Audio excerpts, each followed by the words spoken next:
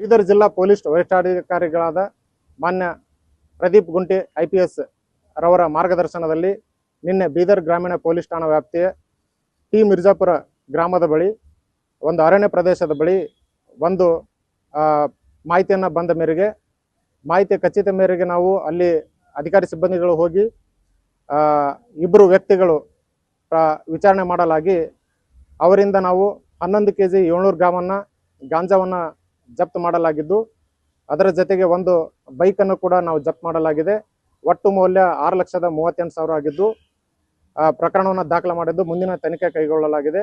ಈಗಾಗಲೇ ಜಿಲ್ಲಾ ಪೊಲೀಸ್ ವರಿಷ್ಠಾಧಿಕಾರಿಗಳು ಮಾನ್ಯ ಪ್ರದೀಪ್ ಗುಂಟಿ ಸಾಹೇಬರು ಮತ್ತು ನಾವು ಕೂಡ ಹಲವಾರು ಬಾರಿ ಸೂಚನೆ ನೀಡಿದ್ದೇವೆ. ಇಂಥ ಘಟನೆಗಳು ಜರುಗಿದ ಪಕ್ಷದಲ್ಲಿ ಅಂಥವ್ರ ಮೇಲೆ ಕಠಿಣ ಕ್ರಮ ಜರುಗಿಸಲಾಗುವುದೆಂದು ಸೂಚಿಸಲಾಗಿದೆ.